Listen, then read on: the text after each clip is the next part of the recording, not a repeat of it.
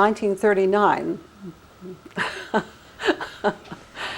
which sounds like a few centuries ago, I had completed 3 years at UCLA, and in the 3 years I completed enough all the requirements to enter law school.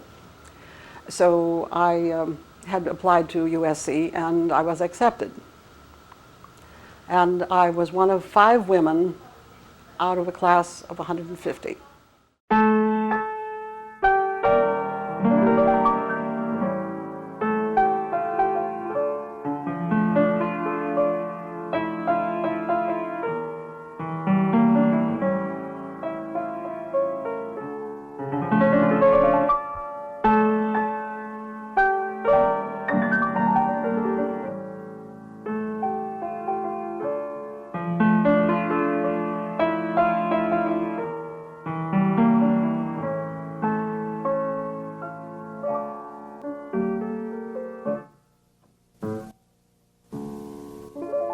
Selma Moidel Smith is someone I call friend, who I not only admire, but who stands as the ultimate role model for me and countless others.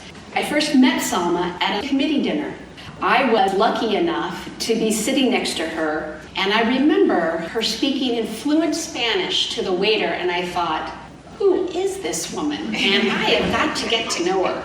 She is many things: a practicing lawyer, a writer, an editor, an activist, a published composer, and a musician. Selma is one of the 107 women lawyers selected nationwide for the ABA's Women Trailblazers in the Law Oral History Project. I had always been interested in music. I began the study of violin, later going on to study piano at UCLA. And classical Spanish guitar. I was in all the school orchestras. At Hollywood High School, I was concert mistress. And I always was in dance. I have continued in the same way as with music to dance. I was chair of the Law Day event for the Women Lawyers Association in 1966. It was in the International Ballroom of the Beverly Hilton Hotel. I had suggested the inclusion of the women lawyers of the Latin American Consular Corps serving in Los Angeles. And I made the introductions in Spanish. After finishing the formal parts of the event, I said we will have our music interlude now. And I walked across the stage to the concert grand piano that was sitting there, and I sat down and began to play. And I played a number of my compositions, which happened on that occasion I chose were Latin American in theme. And of course, this brought quite a bit of acclamation because my colleagues had no idea that I was involved in music, and certainly as deeply as I was. I began to hear compositions. I heard the first note, it played itself through to the last note, and then moved directly into memory. Dee-dum, da-dum, dee-da-da-dum, da-da-da-da-dum. La la la la la la la la la la la la la la. They're all short pieces. All of them are melodic. They total about 100 piano compositions, many of which have been orchestrated and performed both ways. I am surprised myself to be calling this composing, because rather I was receiving compositions complete. I looked at the baby picture of mine when I was 1 year old, and I realized it was there all the time. In 1987, in July, there was a master class for piano by the Royal College of Music together with UCLA. At the end of the term, all of them completed their offering with a choice of something from my music. And then at the National Museum of Women in the Arts in Washington, D.C., I had the experience for the first time of having listeners come up asking me to autograph their programs.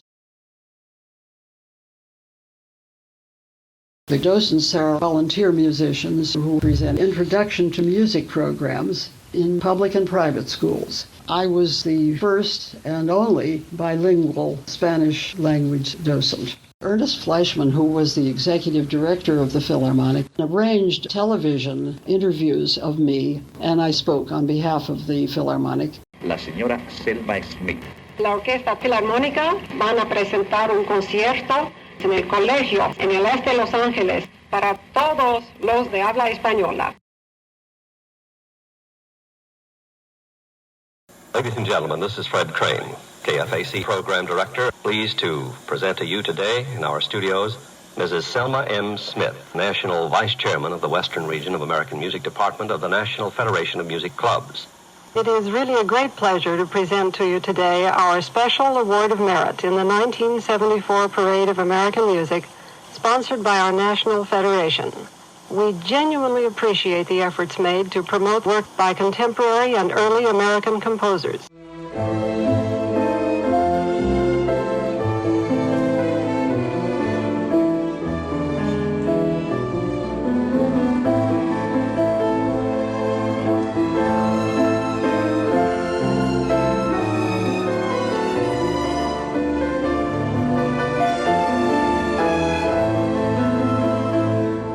Dear Selma, what a tremendous pleasure it is to be here in this auditorium to listen to your music.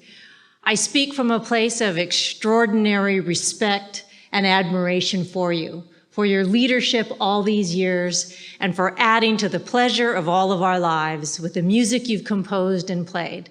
It's an honor to be here. Thank you for letting me say these few words. Happy birthday, our dear Selma. When I was standing, waiting to join the group that's coming here today, I heard someone say, "This is the hottest ticket in town."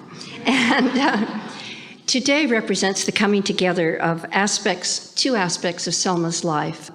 Her talent and success as an attorney, a practicing attorney, and a leader of women attorneys, and her gift and passion for music.